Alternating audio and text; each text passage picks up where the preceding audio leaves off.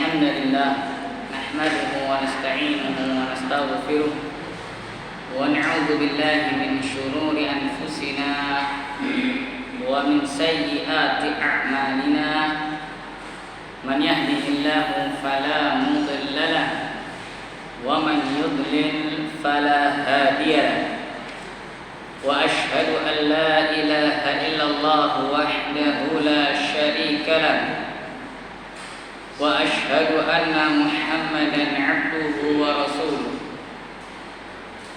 يا أيها الذين آمنوا اتقوا الله حق تقاته ولا تموتن إلا وأنتم مسلمون يا أيها الناس اتقوا ربكم الذي خلقكم من نفس واحدة وخلق منها زوجها وبث منهما رجالا كثيرا ونساء واتقوا الله الذي تساءلون به والأرحام إن الله كان عليكم رقيبا يا أيها الذين آمنوا اتقوا الله وقولوا قولا سديدا يصلح لكم أعمالكم ويغفر لكم ذنوبكم ومن يطع الله ورسوله فقد فاز فوزا عظيما أما بعد فإن أصدق الحديث كتاب الله وخير الهدي هدي محمد صلى الله عليه وسلم وشر الأمور محدثاتها وكل محدثة بدعة وكل بدعة ضلالة وكل ضلالة في النار. أيها الإخوة والأخوات rahimani wa rahimakumullah. Alhamdulillah, segala puji bagi Allah Jalla wa Ala yang telah mempertemukan kita di salah satu rumahnya dalam rangka mempelajari agamanya. Semoga kita termasuk di dalam sebuah hadis yang mulia. Nabi sallallahu alaihi wasallam pernah bersabda, "Wa majtama'a qaumun fi baitin min buyutillah yatluna kitaballah wa yatadarasunahu bainahum illa nazalat alaihimus sakinah wa ghashiyatuhumur rahmah wa haffathumul malaikah wa dzakarahumullahu fi man 'indah." Kata Nabi sallallahu alaihi wasallam, tidaklah sekelompok orang berkumpul di salah satu rumah Allah Jalla wa'ala, yaitu masjid, dalam rangka untuk mempelajari, untuk membaca dan mempelajari, mentadaburi Al-Quran Al-Karim dan juga agamanya, melainkan akan turun kepadanya sakinah, ketenangan. Mereka akan merasakan ketenangan karena ketenangan itu diraih dengan beribadah dan berzikir kepada Allah Jalla wa Ala. Allah Subhanahu wa taala berfirman, "Ala bi dzikrillahi tatma'innul qulub." Ketahuilah, hanya dengan berzikir kepada Allah Jalla wa Ala, dengan beriman, dengan beribadah kepada Allah Azza wa Jalla, hati itu bisa tenang. Kemudian wa ghasyiyatuhumur rahmah, dan mereka diliputi oleh rahmat Allah Jalla wa Ala. Wa haffathumul malaikah, dan mereka dikelilingi oleh para malaikat yang tugasnya memang mencari halaqah ilmu. Dan yang terakhir wa dzakarahumullahu fi man 'indah, dan Allah menyebut-nyebut mereka di hadapan para malaikat yang ada di sisinya. Masyaallah, ikhwah rahimani wa rahimakumullah. Kita lanjutkan lagi dars kita atau pelajaran kita dari kitab Makarimul Akhlaq oleh Fadilatul Syekh Muhammad Ibnu Shalih Al-Utsaimin rahimahullahu taala.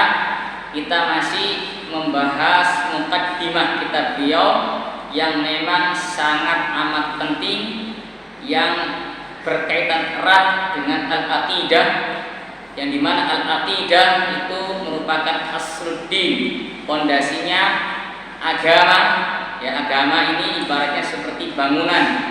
Ya mungkin kalau bisa diperumpamakan bangunan hotel atau apartemen yang tinggi menjulang 20 lantai, 30 lantai.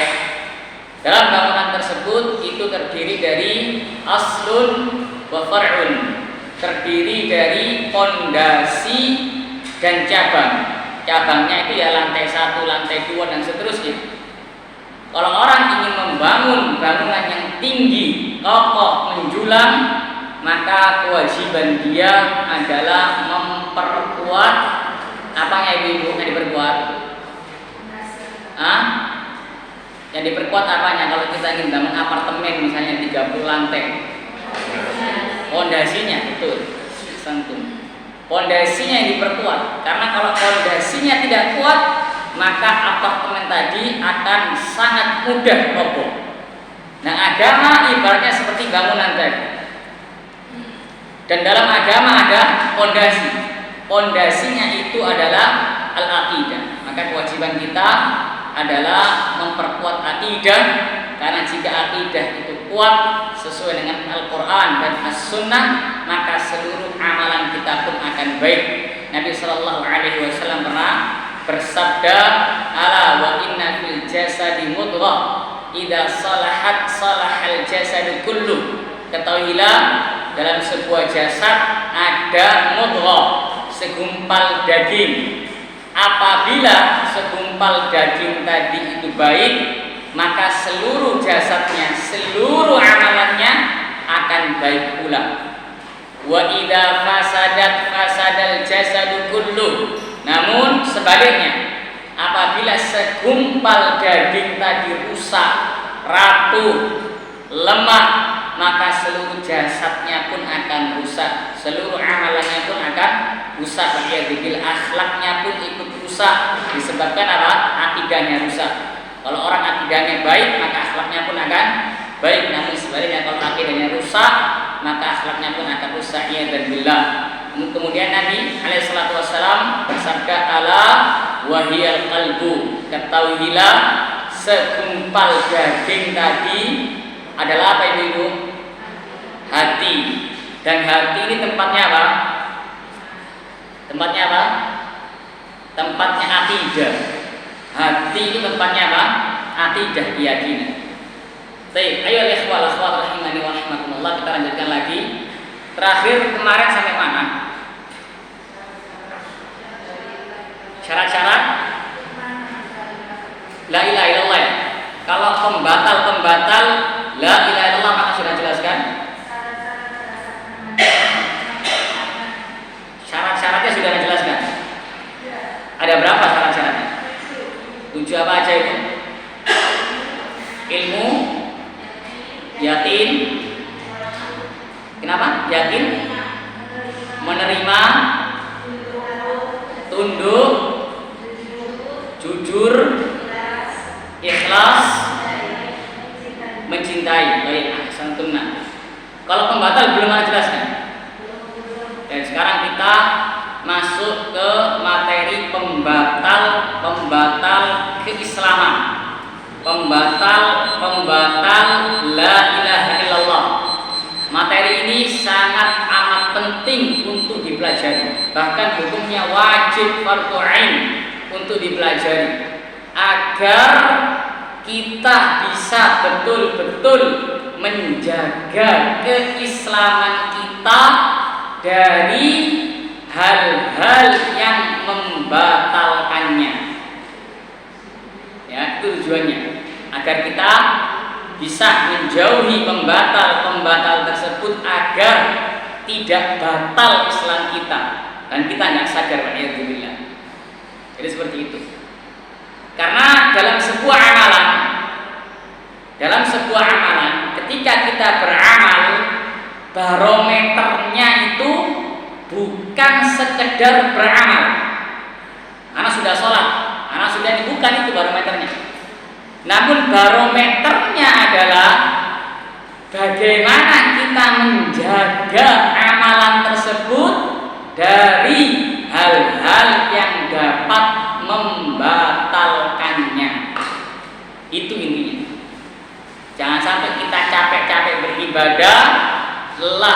beribadah, beramal, batal amalnya. Waliyadzubillah. Ya. Lah, la ilaha illallah atau Islam itu sama dengan sholat. Sholat memiliki pembatal-pembatal seperti berbicara ketika dalam sholat atau berhadas ketika sholat, maka batal sholat, nggak sah. Demikian pula Islam atau la ilaha illallah juga memiliki pembatal-pembatal yang jika pembatal-pembatal ini dilakukan waliyadzubillah, maka orangnya menjadi apa? Jadi apa? Menjadi murtad, kafir, waliyadzubillah. Maka kita mempelajari pembatal-pembatal keislaman yang ini merupakan kejelekan. Pembatal keislaman itu kejelekan. Namun kita pelajari bukan untuk mengamalkan kejelekan tersebut, tapi kita pelajari kejelekan tersebut untuk menghindarinya. Untuk menghindarinya. Sebagaimana perkataan sahabat yang mulia Hudzaifah ibnul Yaman radhiyallahu anhu dalam Sahih Al-Bukhari hadisnya. Beliau radhiyallahu anhu pernah berkata, "Kana an-nasu yas'aluna Rasulullah sallallahu alaihi wasallam 'anil khair." Dahulu para sahabat radhiyallahu anhum bertanya kepada Rasulullah sallallahu alaihi wasallam tentang kebaikan-kebaikan, tentang amal-amal saleh, tentang amal-amal yang dapat memasukkan ke dalam surga. Itu kebiasaan para sahabat. Tanyanya tentang kebaikan-kebaikan. Berbeda dengan Hudzaifah bin Yaman radhiyallahu anhu. Beliau punya fikih tersendiri. Betul, beliau bersemangat untuk mengamalkan amal-amal kebaikan, amal-amal saleh. Namun lebih dari itu, beliau bertanya kepada Rasulullah SAW tentang kejelekan. Dia berkata, wa kuntu as'aluhu 'anil syarr. Namun kalau aku, kebiasaanku tanya ke Rasulullah SAW tentang kejelekan-kejelekan, tentang fitnah-fitnah. Itu kebiasaannya Hudzaifah bin Yaman radhiyallahu anhu. Kemudian beliau jelaskan alasannya, kenapa kok hobinya beliau radhiyallahu anhu ini bertanya tentang kejelekan-kejelekan, fitnah-fitnah. Beliau katakan, makhafata an yudrikani, karena aku khawatir kejelekan tersebut itu menimpa diriku. Ya, seorang penyair pernah mengatakan, araftu syarra la lisyarr, lakin litawaqi, wa man lam ya'rif syarra min al-khair yaqfi. Aku mempelajari, aku mengetahui sebuah kejelekan bukan untuk mengamalkan kejelekan tersebut, namun untuk menghindarinya, untuk menjauhinya. Barang siapa yang tidak mengetahui yang jelek dari yang baik, maka dikhawatirkan dia terjatuh ke dalam kejelekan tersebut. Orang hanya tahu tauhid saja, tidak tahu kesyirikan, maka dikhawatirkan dia terjatuh dalam kesyirikan. Waliyadzubillah. Jadi kita mempelajari pembatal-pembatal keislaman ini bukan untuk mengamalkannya, tapi untuk apa? Menghindarinya, menjauhinya. Baik. Pembatal-pembatal keislaman kata para ulama di dalam kitab-kitab fikih dalam bab ar-riddah, bab kemurtadan. Bab kemurtadan itu bisa mencapai 400 pembatal. Ya, jumlahnya bisa mencapai 400 pembatal. Dia bilang banyak sekali. Namun yang paling masyhur, yang paling sering terjadi, yang paling masyhur ada 10. Ini yang kita pelajari. Nggak mungkin kita pelajari 400 semua, nggak mungkin, nggak cukup waktu ini. Tapi yang kita pelajari yang paling sering terjadi. Waliyadzubillah. Yang pertama adalah syirik, asyirku billah. asyirku fi ibadatillah ta'ala. Itu yang pertama. Pembatal pertama adalah apa? Syirik. Apa itu syirik? Syirik kata para ulama adalah taswiyatu ghairillahi billahi fi syai'in min khasa'isillah. Syirik adalah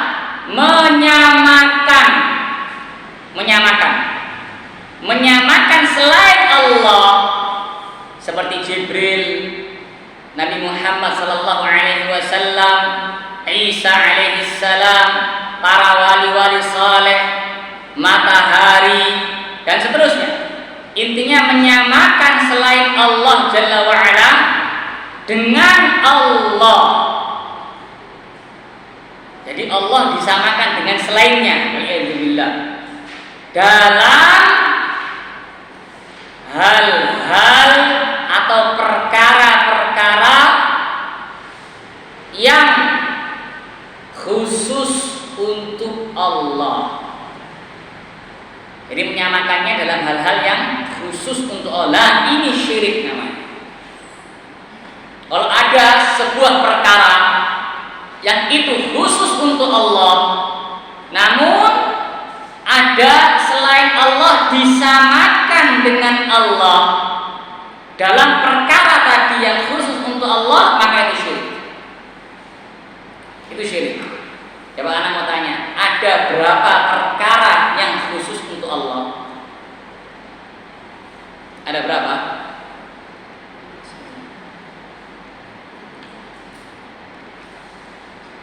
Tauhid ada berapa? 3. Apa saja? Rububiyah, uluhiyah, asma wa sifat. Nah, 3 hal ini itu khusus untuk Allah. Khusus sudah. Jangan menyamakan Allah Subhanahu wa ta'ala dalam 3 masalah ini. Kalau ada orang menyamakan Allah Jalla wa ala dalam salah satu dari 3 hal ini, atau bahkan 3-tiganya, waliyadzubillah, maka dia terjatuh ke dalam kesyirikan. Jelas ya? Jelas Ibu? Baik. Di antaranya yang khusus untuk Allah adalah ibadah. Di antaranya yang khusus untuk Allah adalah ibadah. Ibadah itu hak Allah. Ibadah hak Allah. Maka tidak boleh bagi seorang pun untuk menyamakan selain Allah dengan Allah dalam ibadah. Dia salat untuk Allah, tapi dia tawaf di kuburan gurunya misalnya, nggak boleh. Karena tawaf ibadah. Tawaf ibadah harus karena Allah Jalla wa ala, bukan karena makhluk. Jelas ya? Baik, itu syirik yang pertama. Dan syirik ini ada berapa jenis Ibu? 2 apa aja? Baik, syirik besar dan syirik kecil. Syirik besar dan syirik kecil. Arti dari syirik besar adalah tadi itu, menyamakan selain Allah dengan Allah dalam hal-hal yang khusus untuk Allah. Ada orang yang berdoa kepada selain Allah, istighatsah kepada selain Allah, dan ini namanya kesyirikan, tidak boleh. Syirik. Sedangkan syirik kecil itu adalah setiap yang dinamai syirik, namun tidak sampai ke derajat syirik besar. Ini ada perbedaan antara syirik besar dengan syirik kecil. Jadi syirik kecil ini level dosanya di bawah syirik apa? Besar. Jadi kalau mau diperinci dosa itu yang paling besar, nomor 1 rankingnya itu syirik besar dan kufur besar. Nomor 1. Bawahnya ada syirik kecil. Bawahnya lagi nomor 3 ada bid'ah. Bawahnya lagi nomor 4 ada dosa besar. Bawahnya lagi baru shaghair, dosa-dosa kecil.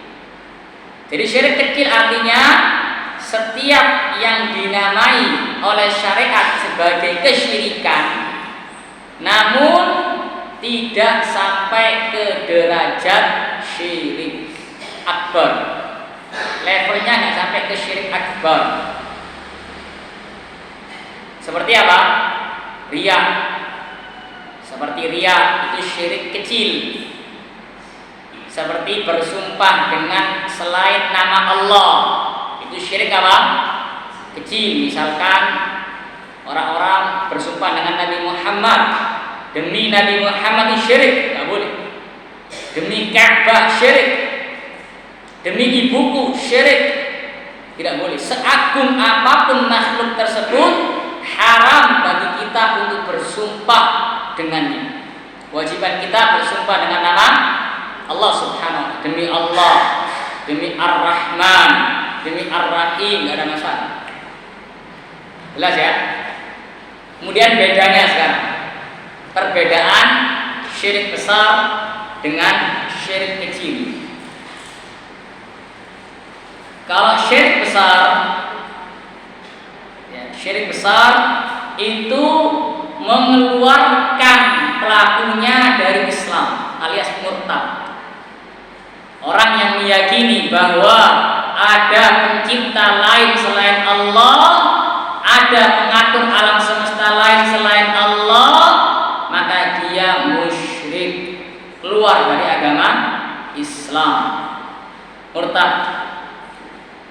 Sedangkan atau dia menyembelih hewan untuk selain Allah, misalkan pindah rumah, misalkan rumahnya angker, misalkan banyak jinnya katanya, kemudian dia diarahkan oleh dukun untuk menyembelih ayam agar dipersembahkan kepada jin yang ada di rumah tersebut. Ini syirik pada Allah Subhanahu wa ta'ala.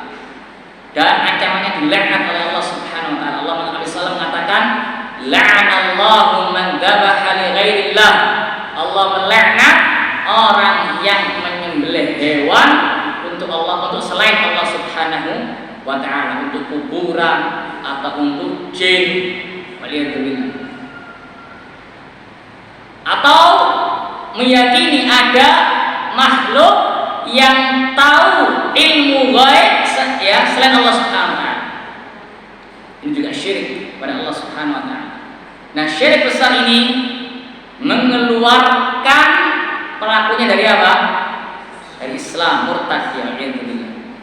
Sedangkan syirik kecil tidak sampai mengeluarkan pelakunya dari Islam.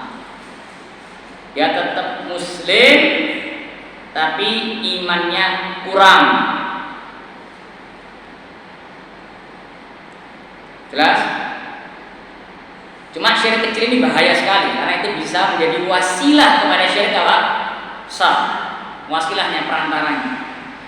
Intinya perbedaan pertama, kalau syirik besar bisa mengeluarkan pelakunya dari Islam, sedangkan syirik kecil tidak mengeluarkan pelakunya dari Islam. Perbedaan kedua, syirik besar yuhbitu jami'al a'mal. Syirik besar membatalkan, menghapus semua amalan. Orang ini melakukan semua amal saleh, berbakti kepada orang tua, hajinya bolak-balik, umrohnya juga bolak-balik, mungkin setiap tahun, mungkin setiap bulan misalnya. Sedekahnya luar biasa, sholat malamnya luar biasa, puasa sunnahnya luar biasa, dia mungkin puasa Daud, bacaan Qur'annya luar biasa. Namun waliyadzubillah, dia ketika ya sedang dalam keadaan sulit misalnya, pergi ke kuburan minta-minta kepada orang yang telah mati, maka semua amalannya batal, Allah hapus. Allah mengatakan, walau asyraku la habita anhum ma kanu ya'malun. Kalau seandainya mereka berbuat syirik, maka sungguh semua amalan mereka akan hangus, gugur, lenyap, dihapus oleh Allah Subhanahu wa ta'ala. Gara-gara satu apa? Satu dosa. Hilang semua amalannya. Itu yang syirik besar. Bahkan Nabi SAW diancam oleh Allah Subhanahu wa ta'ala. La in asyrakta la yahbatanna 'amaluk wa la takunanna minal khasirin. Wahai Muhammad, apabila engkau berbuat syirik, maka sungguh batal semua amalanmu, tergugur semua amalanmu, dan engkau kelak di akhirat menjadi orang yang merugi. Ini Nabi alaihissalatu wassalam diancam demikian. Apalagi kita, ya kan? Yang levelnya jauh di bawah beliau sayyidu waladi Adam. Beliau adalah sayyidnya, tuannya anak cucu Adam. Diancam demikian. Makanya semua para nabi dan rasul alaihissalam mereka takut terjerumus ke dalam kesyirikan. Gak ada di antara mereka yang merasa aman. Anak seorang nabi, anak seorang rasul, anak mungkin anak berbuat syirik. Gak ada. Mereka semua takut terjerumus jatuh ke dalam apa? Kesyirikan. Di antara nabi siapa di antaranya? Nabi yang doanya masyhur dalam Al-Quran. Nabi siapa? Nabi Ibrahim alaihissalam.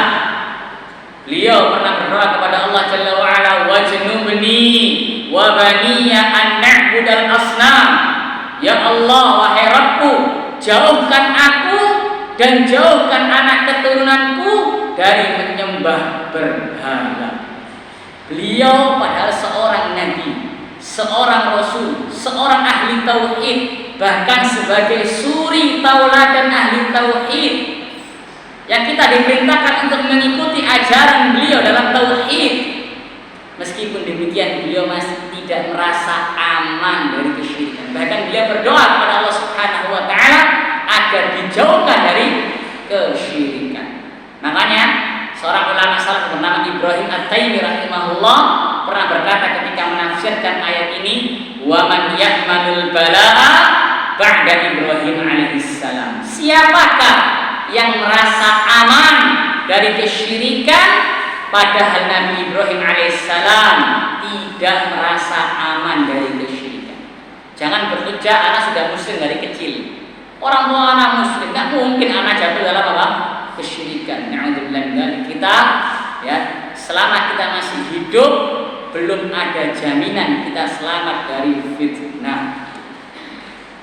Dan itu syirik besar bisa membatalkan semua amalan, sedangkan syirik kecil yang dibatalkan adalah amalan yang ada syirik kecilnya. Seperti misalkan orang sholat tapi ada riyaknya. Ya, misalkan dia ke masjid ketemu calon mertua misalnya, Masya Allah, diindah-indahkan sholatnya agar ya dipuji-puji sama calon mertuanya. Riya dia agar dipuji oleh calon mertua. Nah, amalan yang dihapus yang amalan sholat itu saja yang ada riyaknya. Adapun sholat-sholat yang lainnya yang tidak ada riyaknya maka tidak dihapus. Jelas ya? Tapi ini jelas sebenarnya. Kalau yang syirik besar semua amalan dihapus. Kalau yang syirik kecil amalan yang ada kotoran syirik kecilnya itu yang dihapus, yang gugur, yang tidak diterima oleh Allah Subhanahu wa ta'ala. Karena amal soleh itu memiliki dua syarat.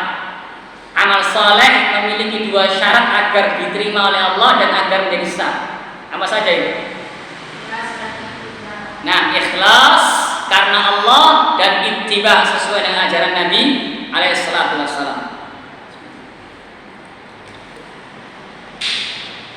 Kemudian selanjutnya perbedaan ketiga,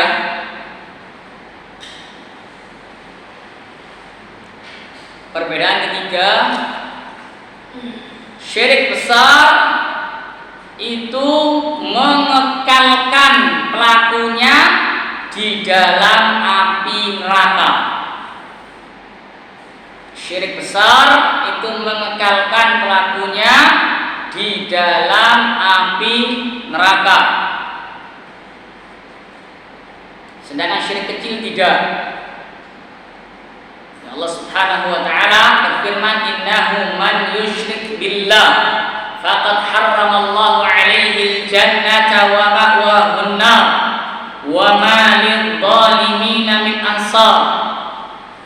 Kata Allah Jalla wa ala, sesungguhnya barang siapa yang berbuat syirik kepada Allah, menyembah selain Allah Subhanahu wa taala, maka sungguh Allah telah mengharamkan surga atasnya. Allah mengharamkan pelaku kesyirikan besar masuk ke dalam surga Allah Subhanahu wa taala. Otomatis kalau diharamkan masuk surga, tempatnya mana? Neraka. Karena ada dua pilihan, cuma surga dan neraka. Wa ma'wahunna. Allah mengatakan wa ma'wahunna. Tempat kembalinya neraka. Wa ma lidh-dhalimina min ansar. Dan orang-orang zalim itu, maksudnya orang-orang yang berbuat kesyirikan itu tidak memiliki penolong-penolong yang dapat menolong mereka keluar dari api neraka. Waliyadzubillah. Syirik itu dinamai oleh Allah kezaliman, sebagaimana firman Allah tentang Luqman kepada anaknya, "Ya bunayya la tusyrik billah innasyirka la dzulmun adzim." Wahai putraku, wahai anakku, janganlah engkau berbuat syirik kepada Allah. Sesungguhnya syirik itu merupakan kezaliman yang sangat amat besar. Ini seyogianya para orang tua meneladani kisahnya Luqman. Luqman mendidik anaknya pertama kali dengan apa? At-tauhid. Wahai putraku, jangan berbuat syirik. Hati-hati loh. Syirik ini kezaliman yang paling besar. Pertanyaannya ibu, kenapa kesyirikan kok dinamai dengan kezaliman? Ada yang tahu? Allah mensifati syirik dengan kezaliman, bahkan kezaliman yang paling besar.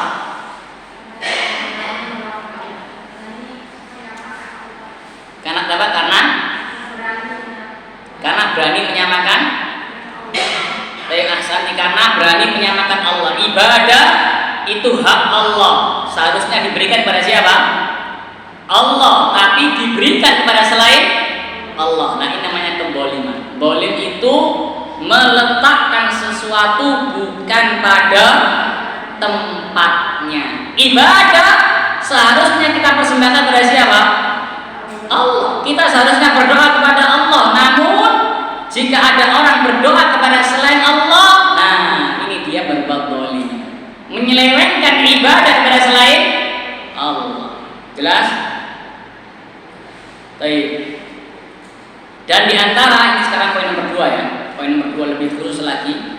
Pembatal keislaman yang kedua adalah menjadikan antara kita dengan Allah perantara dalam berdoa. Nah, itu merupakan perbuatan syirik. Yad'uhum wa yas'aluhumus syafa'a wa yatawakkalu 'alaihim. Jadi kalau ada orang menjadikan antara dirinya dengan Allah Subhanahu wa taala perantara dalam doa, maka orang ini berdoa kepada wali yang telah mati, minta syafaat kepada wali yang telah mati, atau kepada berhala-berhala, bertawakalnya kepada mereka, mempersembahkan ibadah kepada mereka, istighatsah kepada mereka. Itu syirik. Dan itu merupakan kelakuannya siapa? Kelakuannya siapa ibu-ibu? Kelakuannya orang kafir jahiliyah. Orang kafir jahiliyah itu kesyirikannya adalah mereka menjadikan berhala-berhala mereka sebagai perantara antara mereka dengan Allah dalam beribadah.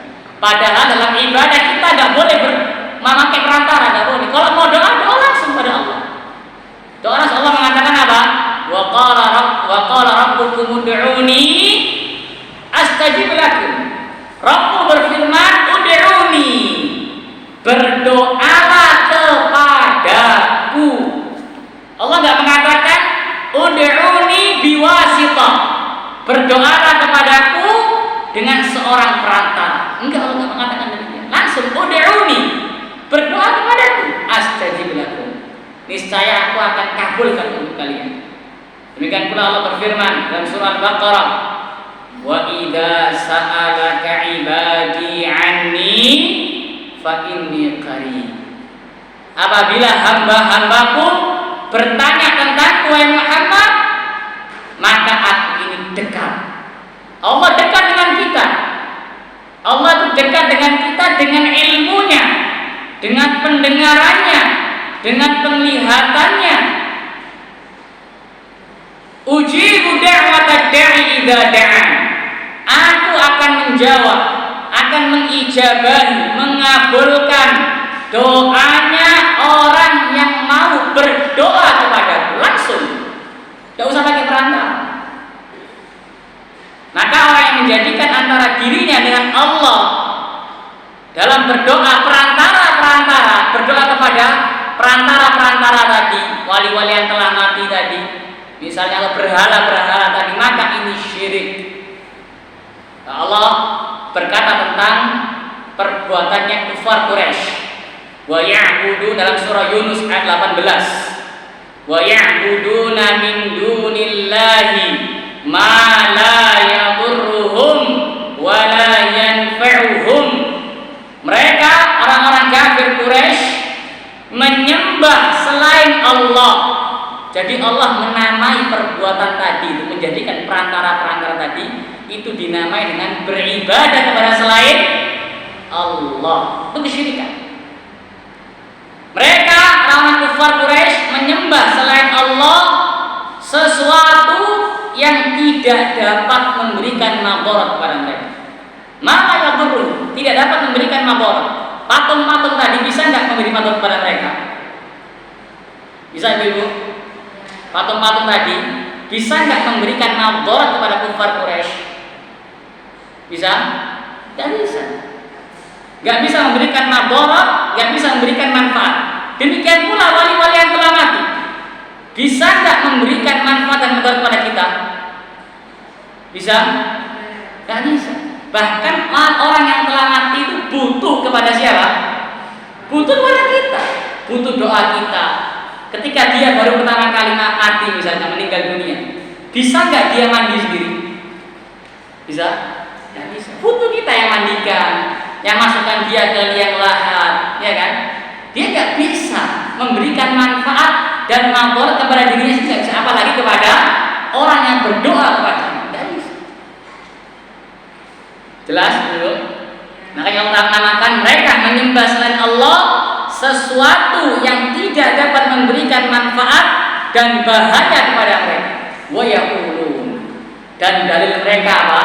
Haula'i syufa'auna indallah. Mereka ini wali-wali yang telah mati yang berdoa sama mereka, atau yang berhala-berhala tadi itu sebagai pemberi syafaat kami di sisi Allah. Nah, ini ujian mereka. Kami ini datang ke sini ini cuma minta syafaat kami. Tapi Allah tetap namai perbuatan ini dengan apa? Dengan syirik. Allah mengatakan, "Qul atunabbi'unallaha bima la ya'lam fis samawati wa la fil ardh."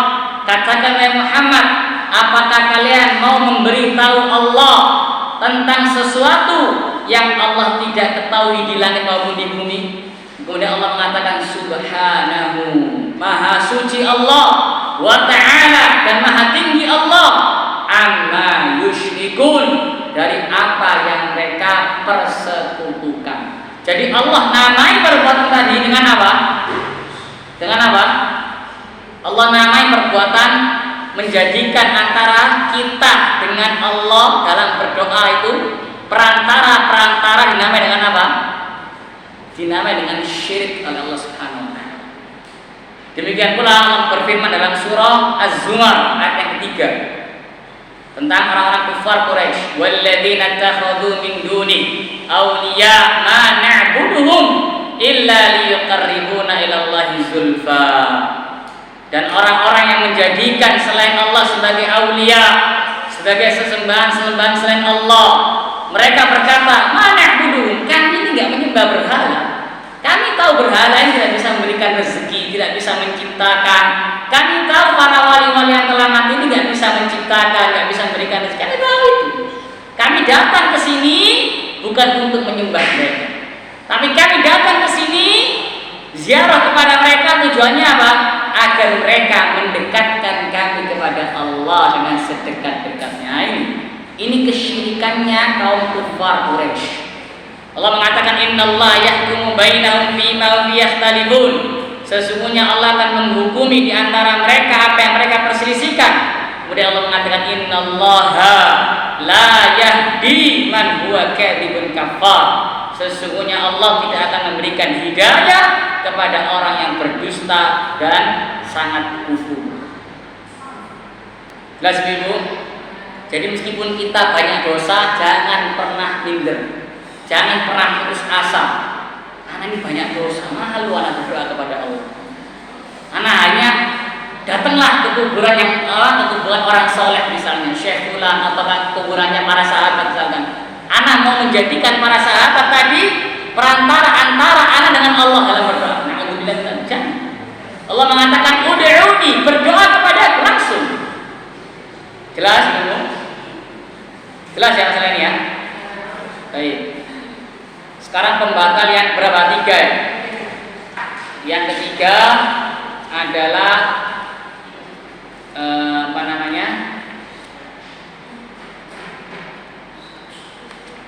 tidak mengkafirkan orang yang jelas-jelas kafir. Tidak mengkafirkan orang musyrikin, orang kafir seperti Yahudi, seperti Nasrani, atau ragu atas kekafiran mereka. Kira-kira Yahudi ini kafir apa enggak? Ragu dia. Ya. Atau bahkan sahih madhabahum, membenarkan agama mereka, mengatakan semua agama sama sudah, toleransi kita, semuanya benar, waliyadzubillah. Padahal agama yang diakui, yang diridhoi, yang ada di sisi Allah agama apa? Islam. Allah mengatakan, "Inna dina indallahi al-Islam." Sesungguhnya agama yang ada di sisi Allah, yang diridhoi oleh Allah adalah apa? Islam. Allah juga mengatakan, "Wa man yabtaghi ghairal islami dinan falyuqbala minhu wa huwa fil akhirati minal khasirin." Barang siapa yang mencari agama selain agama Islam, maka tidak akan diterima oleh Allah Subhanahu wa taala, dan kelak di akhirat dia menjadi orang yang rugi. Capek-capek beramal, tapi apa? Tasla naron hamiyah, amilatun nasibah. Dia capek beramal, amilah, dia beramal, nasibah, capek dia, tapi di akhirat tasla naron hamiyah, dia masuk ke neraka. Ini ada kisah dari Umar bin Khattab radhiyallahu anhu ketika melewati gereja. Beliau tiba-tiba menangis ketika beliau melihat pendeta-pendeta gereja itu beribadah. Nangis Umar bin Khattab radhiyallahu anhu. Ditanya, "Apa yang membuat menangis wahai Umar radhiyallahu anhu?" Maka beliau membacakan ayat tadi, "Amilatun nasibah." Pendeta-pendeta tadi itu capek beribadah, capek mereka, salah ngambur ibadah. Sudah capek beribadah, tapi kelak di akhirat apa? Masuk neraka. Nah, jadi pembatal yang ketiga tidak mengkafirkan orang-orang kafir, atau ragu atas kekafiran mereka, atau membenarkan madhab mereka, agama mereka. Karena Allah Subhanahu wa ta'ala menamai mereka dengan orang kafir. Di antaranya apa? Surat apa? Al-Kafirun. Qul ya ayyuhal kafir. Katakan Muhammad, wahai orang-orang kafir. Orang Yahudi itu kafir. Jelas Ibu? Jelas. Maka kalau ada orang yang tidak mau mengafirkan orang kafir, padahal Allah mengafirkan mereka, maka dia mendustakan firman Allah. Allah mengatakan, "Innal ladzina kafaru min ahlil kitabi wal musyrikina fi nari jahannam khalidina fiha ulaika hum syarrul bariyah. Sesungguhnya orang-orang kafir. Dari siapa? Dari golongan orang-orang musyrikin dan dari golongan ahli kitab, yaitu Yahudi dan Nasrani. Mereka kekal dalam jahanam selama-lamanya dan mereka itu sejelek-jeleknya makhluk. Allah menamai mereka dengan orang kafir. Kalau ada orang mengatakan enggak, mereka bukan kafir misalnya, maka orang ini mendustakan surat Al-Bayyinah tadi. Maka dia juga kafir sebagaimana orang-orang Yahudi dan Nasrani itu kafir. Jelas? Demikian pula mengatakan tentang orang-orang Nasara, laqad kafara alladziina qalu innallaha huwal masih ibnu Maryam. Sungguh kafir orang-orang yang berkata sesungguhnya Allah itu adalah Isa bin Maryam. Trinitas. Allah mensifat dirinya dengan orang kafir, kemudian mengatakan enggak, orang Kristen bukan orang kafir. Maka ini orang seperti ini kafir seperti orang Kristen tadi atau Nasrani. Jelas? Jelas Ibu?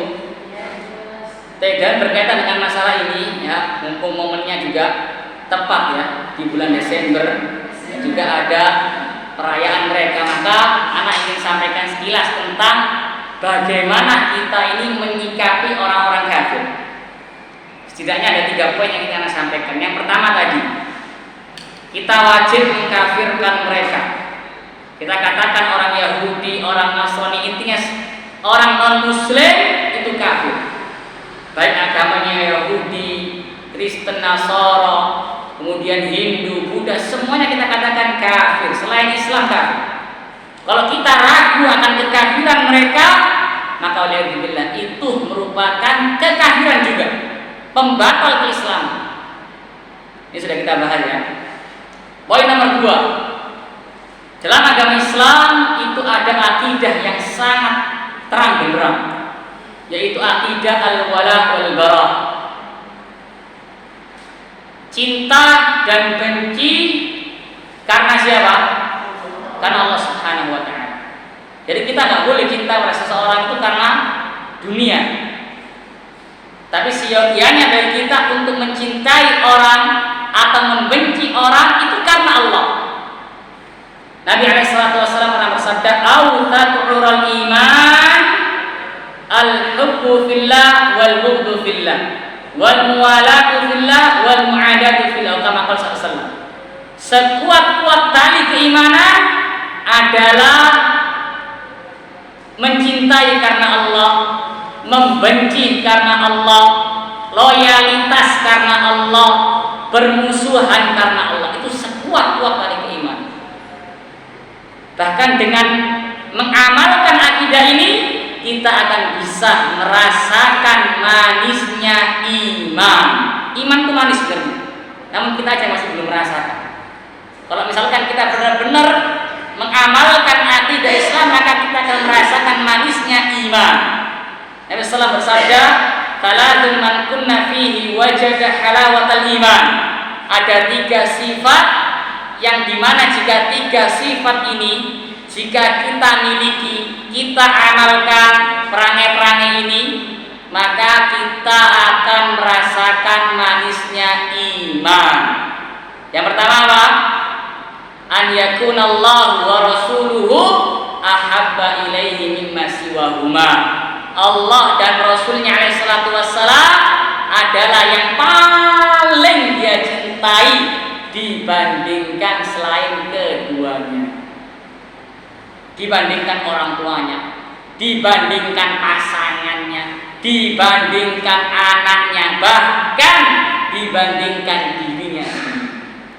Dia lebih mendahulukan perintah Allah dan perintah Rasulnya SAW dibandingkan keinginannya sendiri.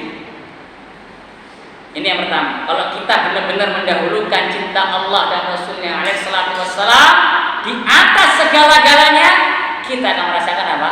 Manisnya iman. Dan itu diuji ketika apa?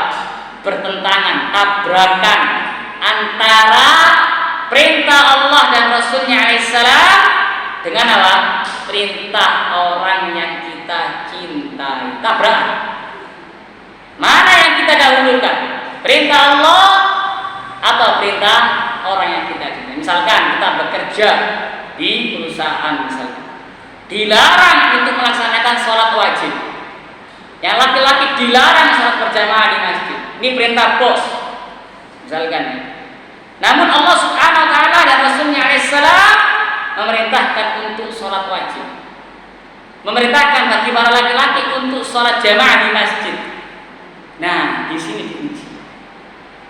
Ya, dia kalau benar-benar tulus cinta kepada Allah, mendahulukan cinta kepada Allah, maka dia akan menaati Allah Subhanahu Wa Taala. Jelas ya? Kembali ke tadi yang kedua, agar kita meraih manisnya iman adalah wa an yuhibbal mar'a la yuhibbuhu illa lillah, dan mencintai seseorang karena Allah. Semakin dia tinggi imannya, semakin dia tinggi ketaatannya, maka kita semakin cinta kepadanya. Tapi semakin dia berbuat maksiat, berbuat kemungkaran, berbuat kegiatan, maka kita semakin benci kepadanya. Yang ketiga, ya, benci untuk kembali ke kufuran, sebagaimana dia benci untuk dimasukkan ke neraka. Maka sikap kita kepada orang kafir, mencintainya atau membencinya?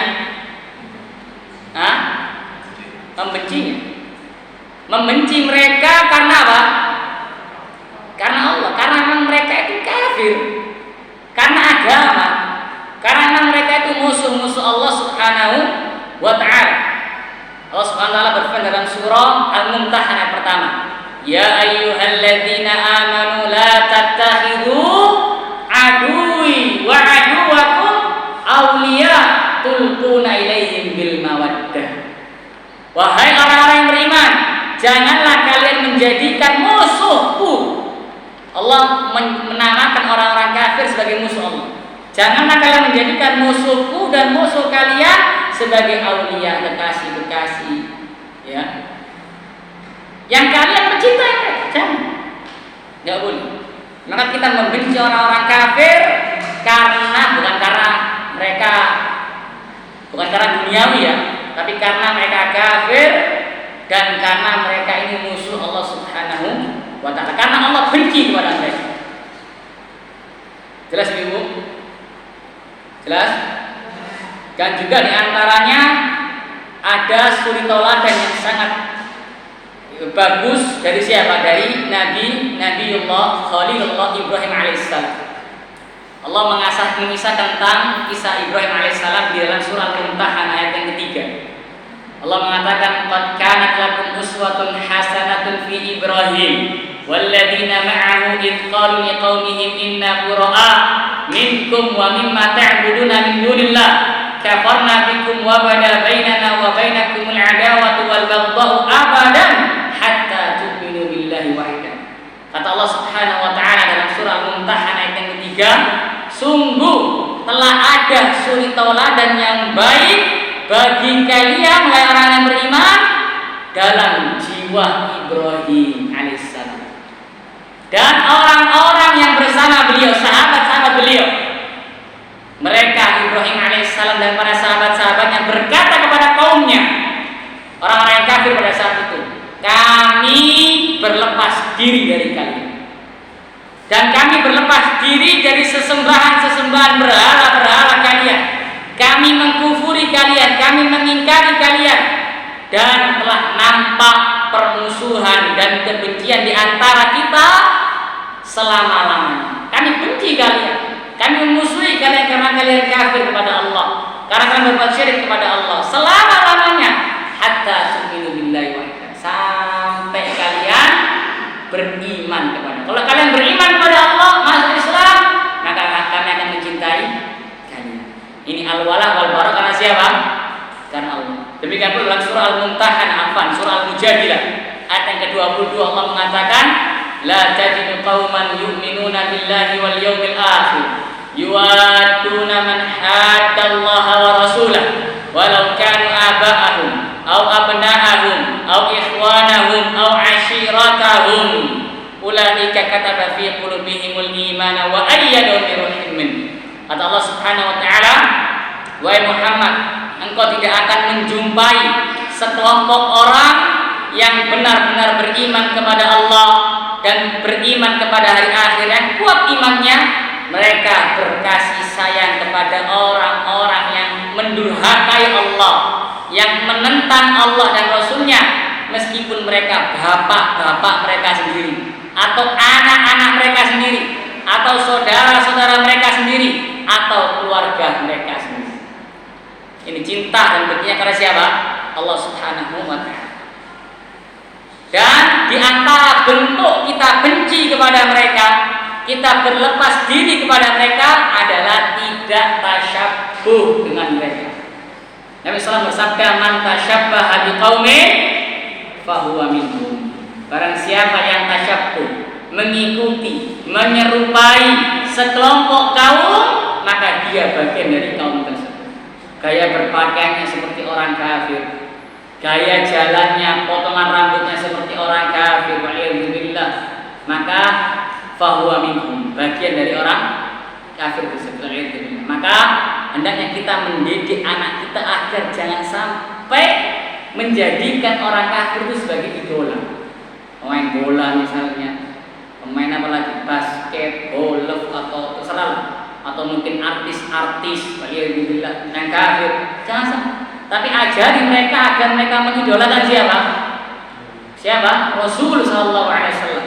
Yang dalam diri Rasul ada uswah hasanah, ada suri tauladan yang baik dalam diri Nabi sallallahu alaihi wasallam dan para sahabat beliau radhiyallahu anhum.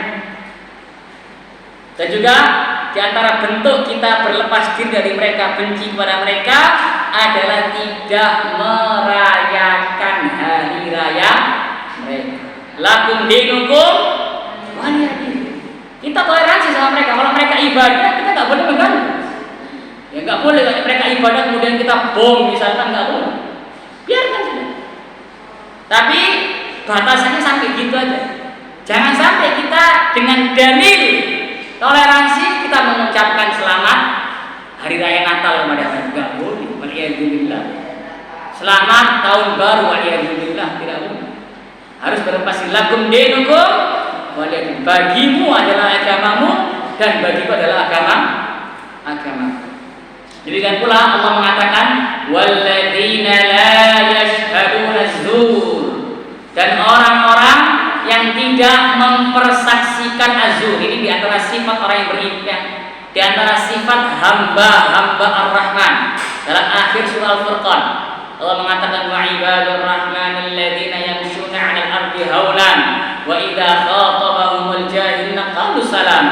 Hamba-hamba Ar-Rahman adalah mereka yang berjalan di atas muka bumi ini dengan penuh tawadhu, penuh rendah hati. Dan ketika mereka bertemu dengan orang-orang jahil yang mencela mereka, mencaci maki mereka, misalnya mengganggu mereka, qalu salam. Mereka mengucapkan ucapan-ucapan yang penuh keselamatan, mendoakannya. Dan di antara ciri-ciri ibadur rahman, hamba-hamba rahman, adalah walladzina la yashhaduna az-zur. Mereka hamba-hamba rahman yang sejati tidak mempersaksikan, tidak menyaksikan az-zur. Apa itu az-zur? Kata ulama tafsir dari kalangan tabi'in, murid-muridnya sahabat radhiyallahu anhu, di antaranya Abul Aliyah, di antaranya juga Atha rahimahumullah dalam tafsir Ibnu Katsir. Mereka para tabi'in ini menafsirkan az-zur dengan apa? A'yadul musyrikin, hari raya orang-orang musyrik, orang-orang kafir. Orang yang beriman, orang hamba Ar-Rahman tidak ikut menyaksikan az-zur, perayaan-perayaan orang kafir, baik itu acara apanya, misalkan kembang apinya misalnya, tidak saksikan. Ya, ini lakum dinukum waliyadin. Yang ketiga, sikap kita kepada orang kafir, meskipun kita benci kepada mereka, kita memusuhi mereka karena Allah, tapi tetap wajib berbuat adil. Haram menzalimi mereka. Allah Subhanahu wa taala mengatakan la yanhakumullahu 'anil ladzina lam yuqatilukum fid din wa lam yukhrijukum min diyarikum an tabarruhum au antabarruhum wa tuqsitu ilaihim innallaha yuhibbul muqsitin. Dalam surah Mumtahanah, kalau nggak salah ayat ke-8 atau ke-9 atau ke-10 mungkin. Al-Mumtahanah antara 8 dan 10. Allah mengatakan Allah tidak melarang kalian untuk berbuat baik, untuk berbuat adil kepada orang-orang kafir yang tidak memerangi kalian, yang tidak mengusir kalian dari rumah-rumah kalian. Innallaha yuhibbul muqsitin. Sesungguhnya Allah mencintai hamba-hambanya yang berbuat adil. Tetap wajib adil. Allah juga mengatakan wala yajrimannakum syana'an qaumin 'ala alla ta'dilu ihdilu huwa aqrabu littaqwa.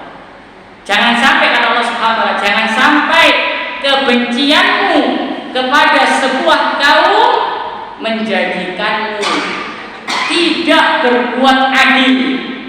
Jadi sebenci-bencinya kita sama orang, semangkel-mangkelnya kita sama orang, ya istilahnya berbahasa sidoarjonya sembelenek-beleneknya kita sama orang, jangan sampai mendolimi dia. Jangan sampai. Tetap wajib berbuat adil. Kalau ada utang, bayar utangnya. Ada tetangga kafir, misalkan tetangga kita misalkan kafir, Yahudi misalnya, benci, kita benci, ya betul benci, karena dia kafir dan dia musuh Allah. Tapi kalau kita punya utang sama dia, ya dibayar. Jangan beralasan, jangan usah dibayar.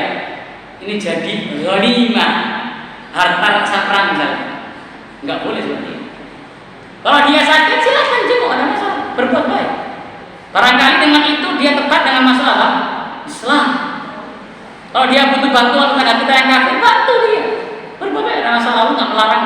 Walaupun dia terbenci kepadanya. Jelas ya? Dilu kata Allah, berbuat adillah karena adil itu lebih dekat kepada ketakwaan. Jadi meskipun kita benci kepada orang kafir karena Allah, karena dia kafir, karena dia musuh Allah, tetap kewajiban kita berbuat adil. Jangan mendolimi mereka. Nah, inilah pertengahannya Ahlus Sunnah wal Jamaah. Ahlus Sunnah pertengahan dalam menyikapi orang kafir. Ya, tidak seperti yang ekstrim kanan. Seperti kelompok apa ekstrim kanan? Yang meremehkan masalah ini siapa? Kelompok liberal. Kelompok liberal, mereka meremehkan masalah ini sehingga mereka menganggap semua agama sama. Ya, semua agama sama benarnya, sudahlah. Kita saling toleransi. Kalau kita lagi Idul Fitri, mereka mengucapkan selamat Idul Fitri misalkan. Kalau mereka Natal, kita ucapkan juga selamat Natal. Alhamdulillah juga boleh. Lakum dinukum waliyadin. Dan juga kita nggak seperti kelompok ekstrem kiri yang terlalu berlebih-lebihan dulu dalam membenci orang kafir. Sampai akhirnya mereka mendolimi orang kafir, membunuh orang kafir tanpa hak, waliyadzubillah, nggak boleh. Atau mengambil harta orang kafir tanpa hak, nggak boleh. Ini kelompok Khawarij, ya, kelompok Khawarij yang mereka membunuh tanpa hak, bahkan mereka membunuh mu'ahad kafir yang memiliki kejadian, ya, tanpa hak. Maka ancamannya lam yarah raihatal jannah. Kata Nabi SAW, man qatala mu'ahadan lam yarah raihatal jannah. Barang siapa yang membunuh kafir yang mu'ahad, yang memiliki perjanjian damai dengan umat Islam, ada perjanjian damai, nggak perang, dibunuh, maka dia tidak mencium bau surga oleh itu. Ahlus Sunnah pertengahan. Ahlus Sunnah benci kepada orang kafir, tapi nggak mendolimi mereka, tetap berbuat adil kepada mereka. Jelas ya? Ini yang Allah firmankan, wa kadzalika ja'alnakum ummatan wasata. Demikianlah kami jadikan kalian sebagai umat yang pertengahan. Umat Islam, umat yang pertengahan dalam segala, ya, bidang. Di antara dalam menyikapi orang kafir, pertengahan antara liberal yang mereka meremehkan masalah ini sehingga mereka kebablas toleransinya, dan antara orang Khawarij yang dulu dalam menyikapi orang kafir sehingga membunuh orang kafir tanpa hak, mengambil harta orang kafir tanpa hak. Gak seminggu? Jadi kurang berapa menit ini? Itu yang ketiga ya. Yang keempat, pembatal keislaman yang keempat adalah meyakini bahwa ada hukum selain hukum Allah yang lebih sempurna. Meyakini bahwa ada hukum selain hukum Allah yang lebih sempurna, yang lebih baik. Nah, ini hukumnya kufur. Dan orang mengatakan hukum buatan manusia misalkan lebih baik dibandingkan hukum Allah. Ini orang kafir. Atau dia menyamakan antara hukum Allah dengan hukum manusia. Nah, ini orang kafir, dikatakan sama. Atau dia membolehkan, menghalalkan dengan lisannya, berhukum dengan selain hukum Allah halal. Nah, ini bukan sunnah lagi, bukan halal, bukan wajib fardu ain. Ini yang pertama, berhukum dengan hukum Allah wajib. Poin yang nomor 2 yang perlu kita pahami juga, hukum Allah itu mencakup segala sesuatu, mencakup segala bidang.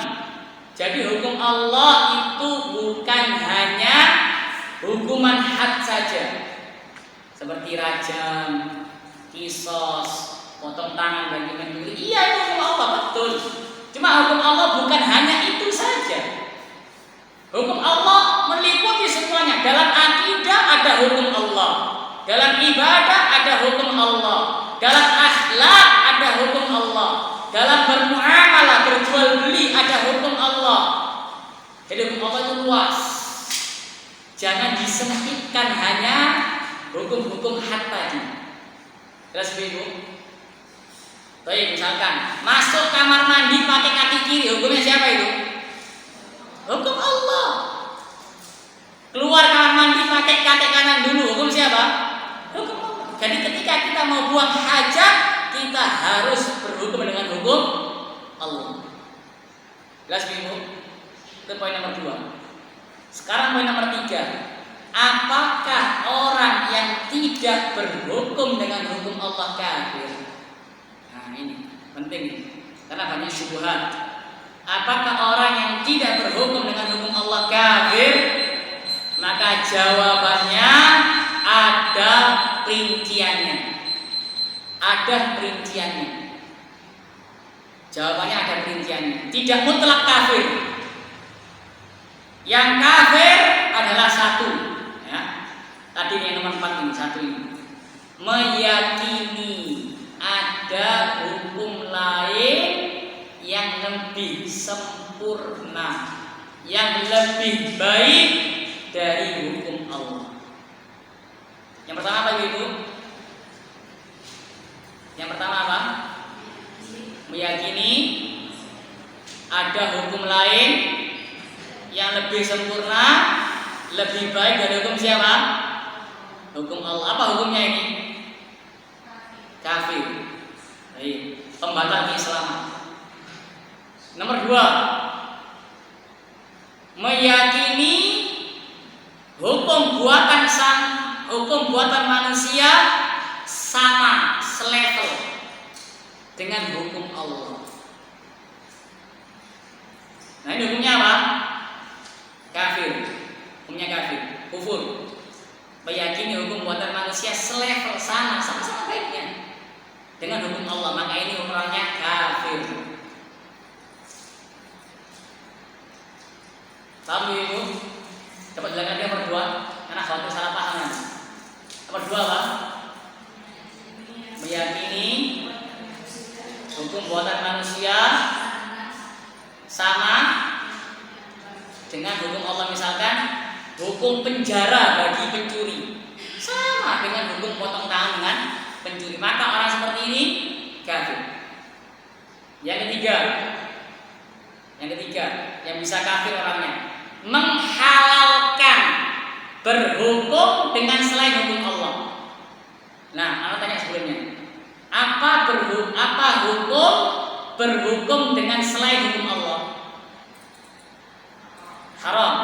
Kalau ada orang yang mengatakan berhukum dengan selain hukum Allah halal, nah ini dia kafir. Karena dia menghalalkan apa yang Allah haramkan. Nah, karena dia menghalalkan apa yang Allah haramkan, sama Orang mengatakan khamr halal, dia kafir karena dia menghalalkan apa yang Allah haramkan. Jelas ini Bu? Jelas? Coba ulang yang ketiga. Menghalalkan apa? Menghalalkan berhukum dengan selain hukum Allah. Nah, itu orangnya kafir. Yang keempat, jika ada yang mengatakan ya, hukum Allah itu sudah kadaluarsa, wis tidak payu istilahnya, di gengsi tidak payu misalkan. Nah, ini dia Pak, kafir. Jelas ini Bu? Sekarang ini sudah modern, gengsi sekarang ini ya. Alat-alat sudah canggih, masa aku berhukum dengan hukum Allah? Nah, ini kafir. Dan coba bilang yang keempat, mengatakan bahwa hukum Allah sudah kadaluarsa. Nah, ini orangnya apa hukumnya? Kafir. Nah, sekarang kalau ada orang yang tidak berhukum dengan hukum Allah, undang-undangnya bukan hukum Allah, namun dia sadar bahwasanya berhukum dengan hukum Allah itu wajib. Dia sadar dia ini berdosa, sadar ya. Tapi karena mungkin desakan rakyat misalnya, maka apa hukum orang seperti ini? Kafir atau tidak? Tidak kafir. Tidak kafir. Dia tetap mukmin, tapi naqisul iman. Dia mukmin, imannya kurang, hukumnya dosa besar. Dosa besar, tapi tidak sampai ke derajat kafir. Ya, tidak sampai ke derajat kafir. Selama dia meyakini bahwa wajib berhukum dengan hukum Allah, dia meyakini hukum Allah yang terbaik, ya, dia meyakini dia berdosa, maka orang seperti ini tidak kafir, tapi berdosa dosa besar. Apa dalilnya? Allah mengatakan wa man lam yahkum bima anzalallahu fa ulaika humul kafirun. Barang siapa yang tidak berhukum dengan hukum Allah, maka itulah orang-orang kafir. Kata Abdullah bin Abbas radhiyallahu anhu. Siapa beliau? Abdullah bin Abbas siapa beliau? Hanya Abbas ya, sahabat yang mulia. Beliau terkenal sebagai ahli apa? Ahli tafsir beliau. Didoakan langsung sama Nabi. Ya. Allahumma faqihhu fid-din wa 'allimhu ta'wil. Ya Allah, faqihkan, pahamkan Abdullah bin Abbas dalam urusan agama dan ajarkan Abdullah bin Abbas tafsir Quran. Beliau radhiyallahu anhu ketika menafsirkan wa man lam yahkum bima anzalallahu alaikal kafirun, barang siapa yang tidak berhukum dengan hukum Allah maka dia kafir. Beliau mengatakan kufrun duna kufri, kufur kecil, bukan kufur akbar. Artinya orang yang tidak berhukum dengan hukum Allah, dia undang-undangnya bukan Al-Quran Sunnah, bukan Quran Sunnah, cuma dia yakin bahwasanya hukum Allah itu yang terbaik. Dia yakin hukum Allah itu wajib dan dia merasa dosa, merasa salah. Maka orang seperti ini tidak kafir, tapi dia dosa besar. Jelas Ibu? Jelas ya. Jadi ada perinciannya. Jadi ada perinciannya, diperinci dulu. Sedangkan orang-orang Khawarij, mereka mengatakan yang tidak berhukum dengan hukum Allah kafir secara mutlak tanpa diperinci sama mereka. Nah, ini mereka keliru, menyimpang, sehingga mereka gegabah mengkafirkan orang, yang gegabah bermudah-mudahan membunuh orang. Nah, ini kelompok Khawarij, kelompok Khawarij. Paham Ibu? Paham sampai sini? Yang nomor 4 ini Pak penting ini ya, karena ini termasuk ya yang diselisihi oleh Al-Khawarij. Ya, Khawarij menyimpang dalam masalah ini. Di antara kesesatan Khawarij adalah mereka mengkafirkan pelaku dosa besar, mereka mengkafirkan secara mutlak orang yang tidak berhukum dengan hukum Allah. Padahal itu ada perinciannya. Dan mereka meninggalkan pemahamannya sahabat yang mulia Abdullah bin Mas'ud Abdullah bin Abbas radhiyallahu anhuma dan para murid-murid beliau. Di antaranya Mujahid. Jelas ini Bu?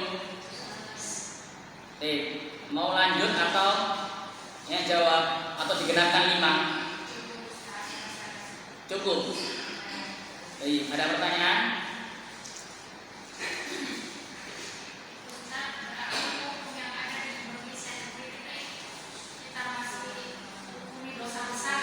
Besar-besar ya. Pemimpin kita Muslim mukmin. Pemimpin kita Muslim mukmin. Jelas Bu, pemimpin kita itu Muslim mukmin. Adapun Khawarij, mereka memandang pemimpin kita itu sebagai orang kafir sehingga tidak wajib menaatinya dalam perkara ma'ruf, tidak wajib membaiat billah.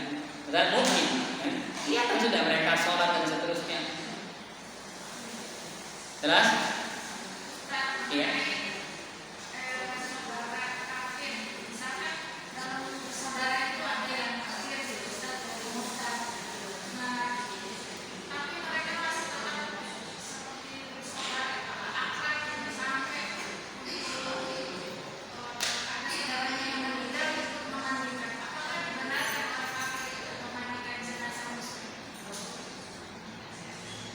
Kalau misalkan ada saudara kita yang kafir misalkan, maka kita meskipun kita benci ya, meskipun itu saudara kita sendiri, kita benci dia karena Allah Subhanahu wa taala, karena dia kafir, cuma kita tetap berbuat baik kepadanya.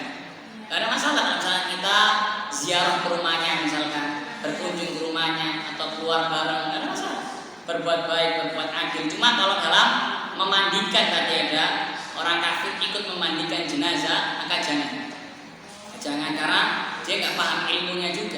Demikian pula kalau orang kafir tadi meninggal, jangan diperlakukan sebagai orang muslim, ya kan? Jangan dimandikan, jangan dikuburkan di kuburan orang muslim, jangan boleh, karena dia orang kafir. Jelas ya? Seperti itu. Ada lagi? Silakan. Kita itu mengucapkan selamat hari itu ada. Kalau kita mengucapkan selamat ulang tahun itu boleh tidak? Selamat ulang tahun ini Ke seseorang. Ya? Ke teman, ke keluarga. Jangan, karena hari raya adalah umat Islam yang ada dua, yaitu hari raya Idul Fitri dan Idul Adha. Selain ini hari raya Ibu atau hari raya apa lagi? Ya. Ya, hari raya Ibu, hari raya Ayah atau hari raya Valentine atau ulang tahun, ini semua itu diambil, diadopsi dari orang-orang kafir. Kita hari raya Ibu ya, berbuat baik pada ibu setiap detik. Bukan hanya ketika hari Ibu itu ngasih hadiah, Masya Allah mungkin orang-orang seperti itu kan, pura-pura baik, tapi besoknya disuruh beli lombok nggak mau, ya kan? Banyak. Tapi kalau kita berbakti kepada ibu emang karena Allah yang memerintah. Demikian pula ulang tahun tidak perlu ulang tahun dan tidak perlu mengucapkan, itu termasuk hari raya mereka dan termasuk bentuk tasyabuh kepada mereka. Allah bisa mengatakan man tasyabbaha biqaumin fahuwa minhum. Jangan sampai kita mengikuti gaya-gaya orang kafir. Juga cukupkan dengan hari raya Jumat ya, kemudian Idul Fitri dan juga Idul Adha. Alhamdulillah. Kalau misalnya ucapan kelulusan selamat lulus boleh? Ya, tidak masalah. Karena kelulusan kita memberikan selamat ya, karena masalah. Dan mereka memberikan kabar gembira. Itu kan bukan hari raya. Bahkan dia dulu selamat ya, Masya Allah. Walaupun IPK-nya ya kumlot misalkan dia, atau dia misalkan melamar pekerjaan diterima, kita berikan selamat, Masya Allah, semoga Allah berkahi. Masalah. Ada masalah.